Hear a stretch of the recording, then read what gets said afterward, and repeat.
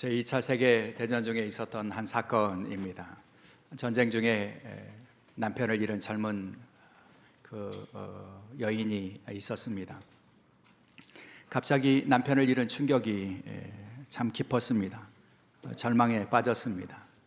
삶을 살아야 되는 이유를 잃어버렸습니다. 더 이상 살고 싶은 마음이 없는 깊은 시리에 빠져 있었습니다. 그렇게 며칠을 지나고 겨우 힘을 내서 이 여인은 고국인 미국으로 돌아가기 위해서 배표를 구하고 배에 올라탔습니다. 그런데 그 배에서 이 젊은 여인의 눈을 자꾸 끄는 한 아이가 있었습니다. 7살 난 아이 하나를 만나게 된 것입니다. 이 아이 역시 비극적인 그런 상황을 겪고 겨우 살아남은 아이였습니다. 이 아이의 부모는 선교사였는데 미얀마에서 선교 사역을 하다가 순교했습니다. 아이는 홀로 남겨지게 되었습니다. 홀로 남겨진 아이는 홀로 미국으로 돌아가기 위하여 그 배에 함께 타고 있었던 것이죠. 이 젊은 부인은 7살 날 그 아이의 사연을 듣고는 자꾸 그 아이에게 마음이 끌렸습니다. 그러나 그녀는 자신의 비극적인 상황 때문에 아이를 돌보겠다거나 거둘 만큼의 마음의 여유를 갖지 못했습니다. 아이가 자꾸 눈에 들어왔지만 애써 외면하고 있었습니다. 그렇게 항해를 이어가던 중에 불행하게도 배에 폭격이 이루어지게 되었고 배는 침몰에 들어가기 시작했습니다. 젊은 이 부인은 침몰하는 배의 갑판 위로 허겁지겁 올라오기는 하지만 왜 자신이 이 자리까지 올라왔는지 막상 살고 싶은 의지는 많지 않았습니다. 그래서 탈출구를 찾거나 구명보트를 찾아 올라타려고 하는 적극적인 행동을 할 수가 없었습니다. 그런데 그때 이 부인이 갑판 위에서 두려움에 떠는 이 소년을 다시 보게 됩니다. 소년은 저 구석에서 공포와 추위에 떨고 있었습니다. 그러다가 이 젊은 부인을 발견하고는 마치 엄마에게 달려가는 아이처럼 달려와 그녀의 품에 안겼습니다. 그 순간 이 젊은 부인의 마음속에 무엇인가 뜨거운 것이 솟아오르는 것을 느꼈습니다. 아이를 불쌍히 여기는 마음이 솟아난 것입니다. 그래서 이 아이를 데리고 구명보트로 데리고 가서 함께 둘이 다 그 보트에 탑승하게 되죠. 그리고 구조될 때까지 이 부인은 아이를 자신의 품에 꼭 안고 있었습니다. 결국 이 두 사람은 모두 살아날 수 있게 된 것이죠. 여러분, 이런 마음, 상대방을 불쌍히 여겨서 그와 함께 아파하고 함께 울어주고 함께 기뻐하는 이 마음, 그것을 우리는 무엇이라고 부르냐면 사랑이라고 부릅니다. 특별히 성경에서는 이런 마음, 누군가를 향한 불쌍하는 마음으로 그 곁을 지키고 그에게 사랑과 친절을 베푸는 마음을 성경은 자비라고 표현합니다. 그 자비의 마음이 있는 사람이 자신도 살리고 곁에 있는 사람도 살릴 수 있게 되는 것이죠. 오늘은 성경의 9가지 열매 가운데서 5번째 열매를 함께 생각하는 시간입니다. 그 5번째 열매는 자비입니다. 새번역 성경과 공동번역 성경에서는 이 자비를 친절이라고 번역하고 있습니다. 자비 혹은 친절이라고 번역되는 이 단어는 헬라어 크레스토테스라고 하는 이 명사가 사용이 되는데, 이 단어는 도덕적인 선, 관용, 너그러움, 자비, 긍휼, 친절함이라고 하는 뜻을 가지고 있습니다. 이 크레스토테스라고 하는 단어의 형용사형이 크레스토스인데, 이 단어에는 오래 익은 포도주의 부드러움이라고 하는 뜻이 담겨져 있습니다. 포도주가 오랜 시간이 지나면 부드러워지는 것처럼 상대방을 향해서 가혹하게 대하지 않고 부드럽게 대하는 마음을 품는 것, 이것을 크레스토스라고 불렀다는 것이죠. 마태복음 11장에 보면 예수님의 그 유명한 말씀이 나오는데요, 수고하고 무거운 짐진 자들아 다 내게로 오라, 내가 너희를 쉬게 하리라. 나는 마음이 온유하고 겸손하니 나의 멍에를 메고 내게 배우라. 그리하면 너의 마음이 쉼을 얻으리니 이는 내 멍에는 쉽고 내 짐은 가벼움이라 하시니라. 예수님께서 여기 내 멍에는 쉽다라고 말씀해 주시는데 여기 쉽다라고 번역되는 단어가 크레스토스입니다. 그러니까 주님의 멍에는 쉬운 멍에라는 겁니다. 주님이 우리에게 주시는 멍에는 가벼운 멍에라고 하는 그런 말씀이죠. 여러분, 누군가가 나에게 멍에를 주었는데, 그래서 내 목에 멍에가 있는데 여러분, 그 멍에가 가볍게 느껴지고 부드럽게 느껴지고 쉽게 느껴진다는 것은 상식으로 맞지 않습니다. 여러분, 멍에를 메고 밭을 가는 그 소의 모습을 보면 씩씩거리고 코에서 김이 나오고 그러면서 그 길을 힘겹게 걸어가는 것을, 끌고 가는 것을 우리가 보지 않습니까? 근데 멍에가 내게 주어져 있는데 그 멍에가 가볍다고, 쉽다고, 부드럽다고 여러분 그렇게 표현할 수 있다는 것은 우리에게 입장에서는 상상이 되지 않죠. 근데 주님께서는 왜 그렇게 말씀해 주셨을까요? 내 멍에는 가볍고 쉽다, 부드럽다 이렇게 말씀해 주실까요? 그것은 주님이 우리에게 주시는 멍에, 그러니까 우리가 주님을 따르기 위해서 우리가 짊어져야 할 것은 율법의 멍에와 다르다는 것입니다. 여러분, 율법의 멍에는 가혹한 것입니다. 율법의 멍에라고 하는 것은 너는 이렇게 살아야 돼. 율법적인 요구가 우리에게 주어지고 그 율법적인 요구에 따라서 살지 못하면 너희는 이렇게 멸망을 당하고 형벌을 당할 거야. 이게 율법적인 멍에이죠. 여러분, 그 율법적인 멍에는 무거운 멍에입니다. 가혹한 그런 멍에이죠. 그러나 주님이 우리에게 주시는, 하나님의 백성으로 주님의 제자로 살아가는데 우리에게 필요한 멍에를 주시는데 그 멍에는 가벼운 멍에라고 말씀해 주시는 이유는 무엇이냐면, 주님은 율법적인 멍에 대신에 그분의 사랑의 멍에를, 그분의 사랑 안에서 우리가 주님을 따라갈 수 있는 그런 멍에를, 그 사랑을 우리에게 주셨기 때문이라는 것이죠. 여러분, 주님이 그 사랑을 보여주셨어요.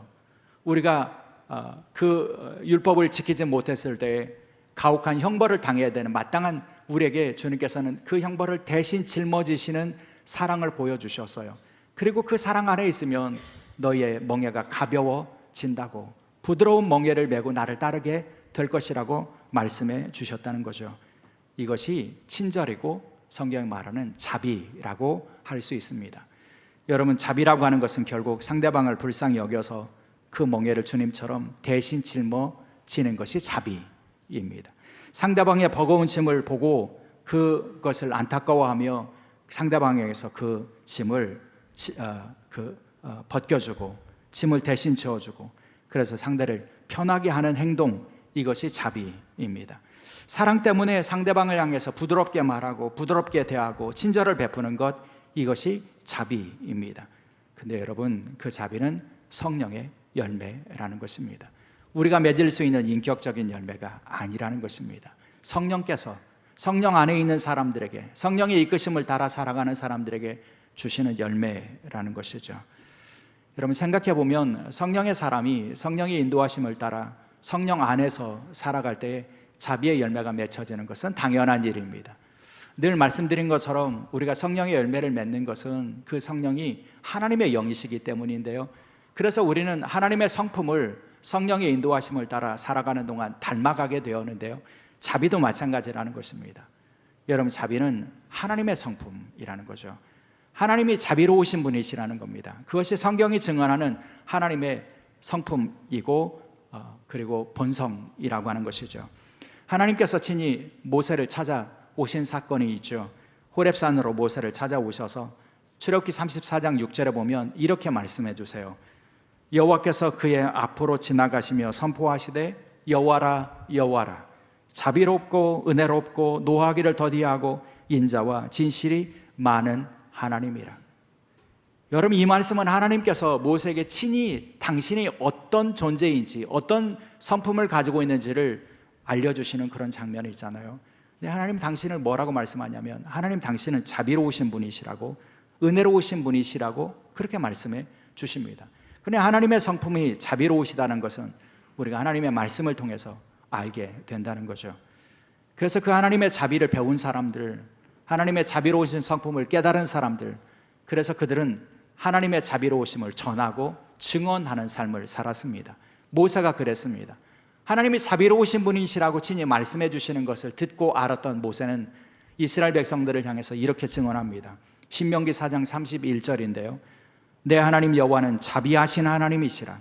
그가 너를 버리지 아니하시며 너를 멸하지 아니하시며 내 조상들에게 맹세하신 언약을 잊지 아니하시리라. 여러분, 하나님께로부터 자비하심에 대한 말씀을 들은 모세가 그 말씀 붙잡고 그 말씀 믿고 백성들에게 그렇게 증언하는 거예요. 우리 하나님은 자비하신 하나님이시다. 그래서 그 하나님은 우리를 버리지도 아니하시고 멸하지도 아니하시는 분이시다. 그러니 그 하나님의 언약을 잊지 않고 지키면 우리는 그 하나님의 자비를 겪고 느끼고 체험하고 살게 될 것이라고요. 여러분, 그것이 성경이 증언하는 하나님의 자비입니다. 하나님의 자비를 경험한 사람, 하나님의 친절과 부드러움을 경험한 사람, 하나님 가혹하게 하시는 것이 마땅한데 나를 향해서 그 부드러움과 친절함을 베푸시는 것을 경험한 사람들은, 그래서 하나님은 자비하신 하나님이라고 하는 것을 노래하고 또 증언하게 되어 있어요. 그 대표적인 사람이 저는 히스기야라고 생각합니다. 여러분, 히스기야의 삶을 아시잖아요. 그는 하나님 앞에서 죽을 병을 걸렸다가 하나님 앞에 회개하면서 하나님께 생명을 살려달라고 연장시켜달라고 그가 기도하죠. 그때 하나님께서 15년이라고 하는 수명을 그에 연장시켜 주시잖아요. 자비하신 하나님을 경험한 것입니다. 그는 하나님 앞에서 해서는 안 되는 일을 했지만 하나님은 그에게 가혹하게 네가 어떻게 그럴 수 있어 라고 그를 내치시거나 멸망시키신 것이 아니라 그를 구원하시고 회복시켜 주시고 치유하신 거죠. 그 자비하신 하나님을 경험했기 때문에 히스기야는 그 하나님의 역사를 이렇게 증언합니다. 역대하 30장 9절인데요. 너희가 만일 여호와께 돌아오면 너희 형제들과 너희 자녀가 사로잡힌 자들에게서 자비를 입어 다시 이 땅으로 돌아오리라. 너희 하나님 여호와는 은혜로우시고 자비하신지라. 너희가 그에게로 돌아오면 그의 얼굴을 너희에게서 돌이키지 아니하시리라. 여러분, 히스기야가 증언한 하나님은 어떤 분이십니까? 은혜로우시고 자비하신 하나님이라고요. 그래서 그 하나님께 돌아오면 너희가 지금 어떤 형편이고 너희가 하나님 앞에 어떤 죄를 지었든 돌아오고 돌이키기만 하면 하나님께서 구원하신다, 고치신다, 치유하신다, 이렇게 말씀해 주시면서 하나님의 자비하심을 증언하고 있습니다. 사랑하는 여러분, 하나님의 자비하심을 우리에게 깨우쳐 주면서, 그래서 하나님의 백성이니 하나님의 자녀이니 자비함을 행하며 살아야 된다고 가르치신 분이 예수님이십니다. 예수님께서 제자들을 향해서, 백성들을 향해서, 군중들을 향해서 이렇게 가르치셨어요. 누가복음 6장 36절. 너희 아버지의 자비로우심과 같이 너희도 자비로운 자가 되라. 여러분, 복음서에서 말씀해서 보면, 공간복음서에 보면 이 장면이 어떤 장면이냐면 예수님께서 그 많은 사람들에게 하나님 나라의 질서를 가르치시는 산상수훈을 가르치신 그 마지막 부분이에요. 하나님께서는 하나님의 백성들은 이래야 된다고, 하나님의 나라에는 이런 질서라고 하는 것을 다 가르쳐 주신 다음에 결론처럼 뭐라고 말씀하시냐면 너희는 하늘 아버지께서 온전하신 것 같이 너희도 온전하라. 마태복음에는 그렇게 말씀해 주세요. 그런데 그 말씀을 누가복음의 기자는 이렇게 표현하고 있는 거예요. 너희 아버지께서 자비로우시니 너희도 자비로운 자가 되라. 그 말은요, 이 누가복음의 기자가 이해하기로는 하나님 나라의 백성으로, 하나님 나라의 윤리에 따라서 살아가는 사람들에게 가장 근본이 되는 가치가 무엇인가? 자비라고 본 거예요. 하나님은 자비하신 분이시니 너희도 하나님의 백성으로 살고 하나님의 자녀로 산다면 자비를 행하고 살아가는 것이 마땅하다. 그것이 하나님 나라의 백성의 모습이다. 이렇게 말씀해 주시는 거죠. 여러분, 실제로 누가복음의 말씀에 보면 예수님은 자비를 강조하셨어요. 예수님께서 자비를 강조하시는 말씀이 누가복음 10장에 나오는 선한 사마리아인의 비유라고 할 수 있죠. 여러분, 선한 사마리아인의 비유를 여러분이 잘 아세요. 어떤 사람이 여리고로 가다가 강도를 만나잖아요. 강도가 그 사람이 가지고 있는 것을 빼앗고 그 사람을 죽여서 때려서 거반 죽게 만들었어요. 그리고 길가에 버려놓고 가죠. 그 죽어가는 사람 곁을 제사장이 지나고요, 레위인이 지납니다. 그런데 그를 보고 그냥 보지 못한 것처럼 그 곁을 지나가더라는 거예요. 그런데 그때 선한 사마리아인이 그 곁을 지나가게 되죠. 사마리아인은 유대인들의 관점에서 보면 이방인이나 다를 바가 없는, 하나님의 사랑을 받을 자격이 없는 사람이라고 멸시했던 사람들 아닙니까? 근데 그 사마리아인이 그 곁을 지나가다가 그를 불쌍히 여기고요, 그에게 다가가고요, 그의 상처를 싸매주고요, 그를 자기의 나귀에 태우고요, 그리고 여관으로 그를 데려가서 여관 주인에게 이를 더 돌보아 달라고, 그리고 그 비용이 들면 내가 다시 돌아올 때 그것을 내가 부담하겠다고 하면서 그를 고쳐주도록 하는 그런 이야기를 예수님 들려주세요. 그리고 그 비유의 말씀 끝에 예수님이 질문하시는 장면이 있어요. 뭐라고 질문하시냐면, 누가 강도 만난 사람의 이웃인가? 주는 그렇게 질문하실 때 율법학자가 대답하죠.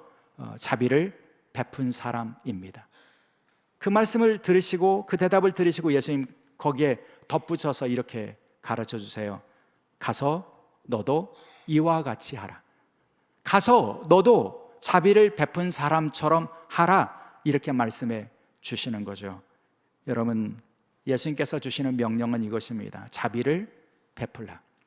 너의 삶의 자리로 가서 그곳에서 만나는 불쌍한 사람들, 그곳에서 가서 만나는 아파하는 사람들, 그곳에서 만나는 버려진 사람들, 그들에게 외면하지 말고 가서 부드러운 마음으로, 친절한 마음으로, 자비의 마음으로 가서 자비를 행하는 사람이 되라. 이것이 하나님의 백성들의 모습이라고 가르쳐 주시는 것입니다. 사랑하는 여러분, 하나님의 백성이라면 우리는 하나님께서 우리에게 주시는 그 마음, 하나님의 마음처럼 자비의 마음을 품고 자비를 행하는 사람이 되어야 한다는 거죠. 구약 성경에서도 우리는 그 하나님의 자비를 실천했던 한 인물을 만나게 되는데, 오늘 구약의 본문으로 주시는 사무엘하 9장에서 만나는 다윗이 그랬습니다. 여러분, 사무엘하 9장의 배경은 다윗이 유다와 이스라엘의 왕이 된 다음입니다. 유다만 다스린 것이 아니라 이제는 사울 왕가를 다 포용한 이스라엘의 왕이 되었습니다. 그의 왕조는 견고해졌습니다. 그러던 어느 날 사울이 신하들을 향해서 질문을 하나를 던집니다. 이런 질문이에요. 그 9장의 1절, 다윗이 이르되 사울의 집에 아직도 남은 사람이 있느냐? 내가 요나단으로 말미암아 그 사람에게 은총을 베풀리라. 여러분, 다윗이요, 사울의 집안에 남아있는 아들이 있는지 남아있는 후손이 있는지를 찾기 시작하는 겁니다. 여러분, 그 왕조의 흥망성쇠를 우리가 역사에서 보면 새로운 왕조의 왕이 그 이전의 왕조의 남은 후손을 찾는 이유는 하나밖에 없습니다.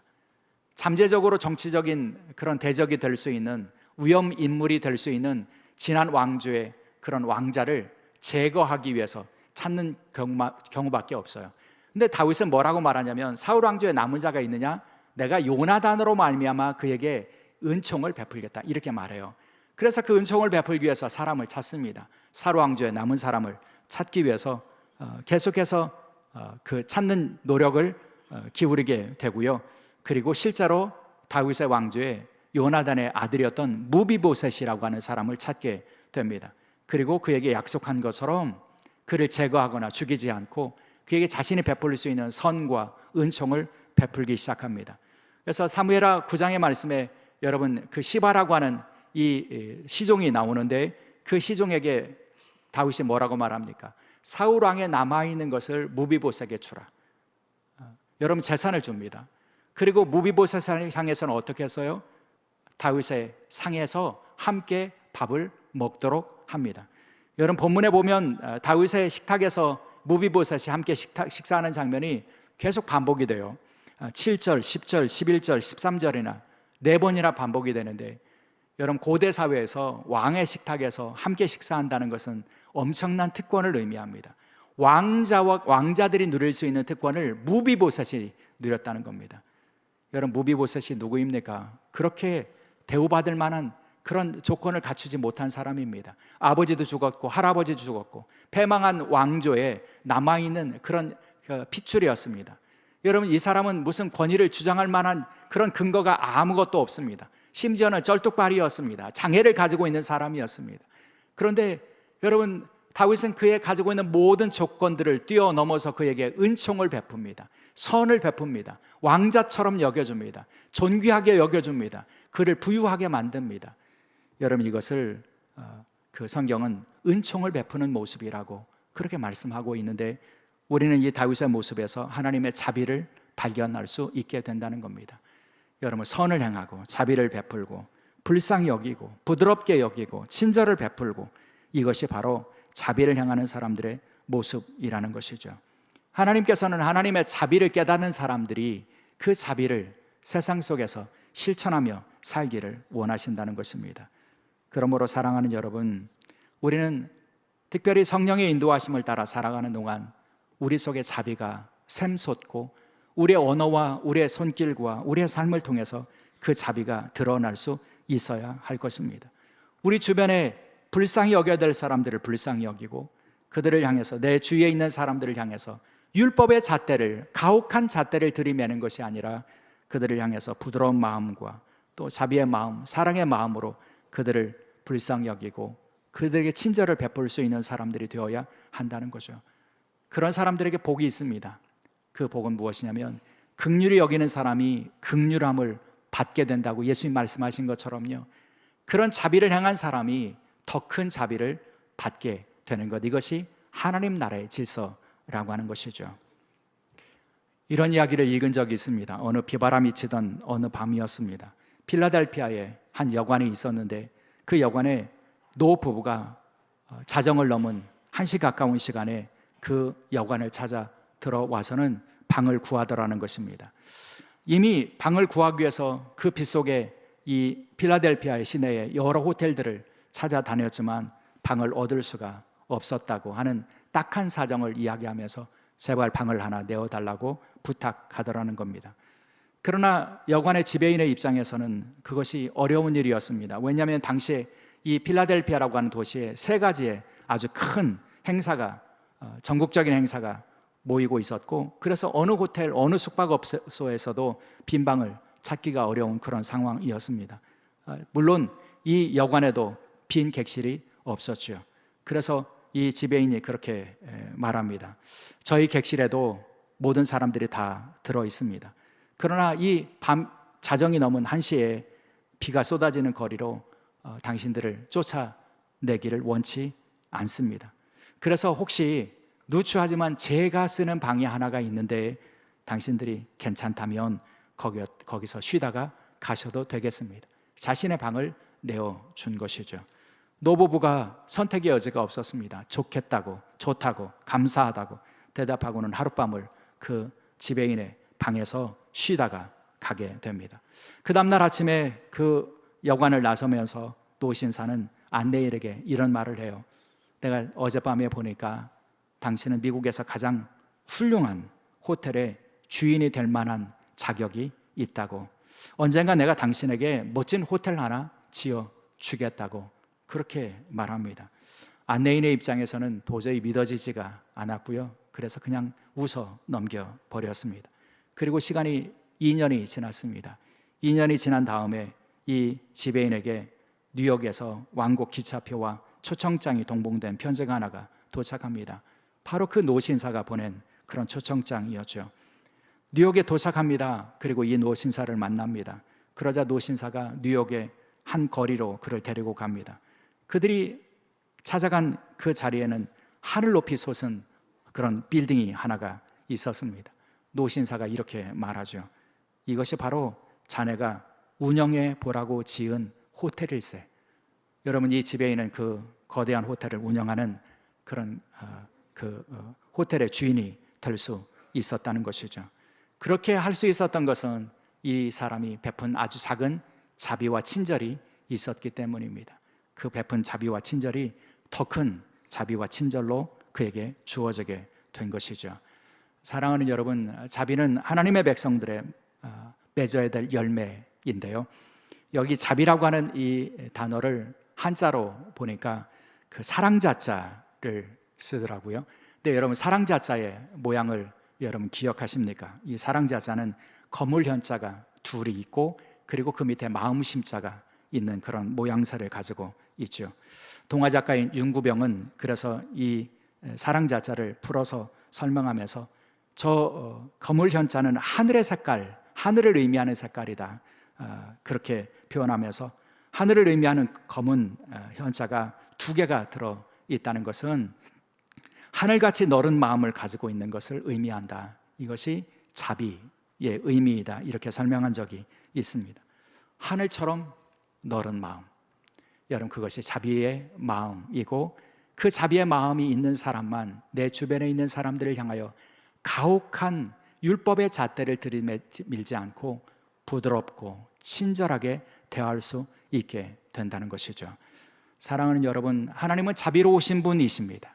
하늘 아버지께서 자비하신 것처럼 너희도 자비하라, 주님께서 주신 명령입니다. 그렇다면 주님의 영이신 성령의 이끄심을 따라 살아가는 우리들은 여러분, 자비를 행해야 한다는 것이죠. 그것이 성령의 열매를 맺고 살아가는 사람들의 모습이라는 것입니다.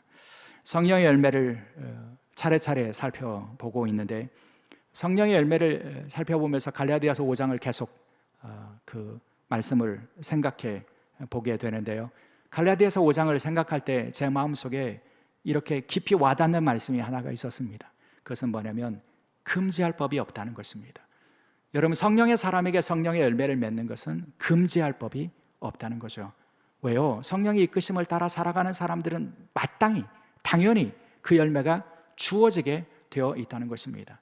하나님 아버지의 성품을 닮은 그 성령의 열매를 우리가 맺고 살아가는 것이 마땅하고, 그것을 금지하거나 끊을 수 있는 것은 없다고 말씀하고 있다는 거죠. 이 말씀 묵상하면서 그런 생각이 들었습니다. 그런데 왜 나는 그 자비의 열매를 맺지 못할까? 왜 하늘같이 너른 마음을 가지고 주변에 있는 사람, 곁에 있는 사람을 향해서 그 너른 마음이 주는 친절함과 또 자비함을 행하지 못할까? 여러분, 왜 우리가 그 열매를 맺지 못할까요? 금지할 법이 없는데요, 그것은 우리가 성령의 인도하심과 이끄심을 따라서 살지 못하기 때문이라는 것입니다. 그 열매가 없다는 것은 우리의 믿음의 상태와 영적인 상태를 드러내는 기준이 된다는 거죠. 증거가 된다는 것입니다. 사랑하는 여러분, 자비의 열매를 주님께서 명하셨습니다. 그 자비의 열매를 맺기를 원한다면 이제 성령의 이끄심을 따라 성령 안에서 살아가야 합니다.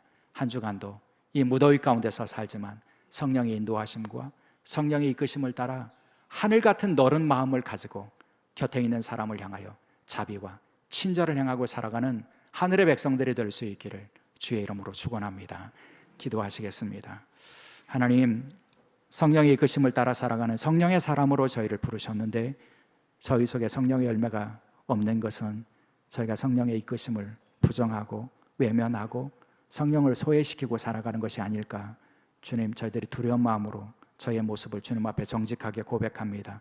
한 주간 살아갈 때 성령의 이끄심을 따라 순종하며 살게 하여 주셔서 저희가 자비의 마음, 하늘처럼 너른 마음, 친절한 마음 가지고 살아가는 주의 백성들이 되게 도와 주옵소서. 감사하오며 우리 주 예수 그리스도의 이름으로 기도드리옵나이다. 아멘.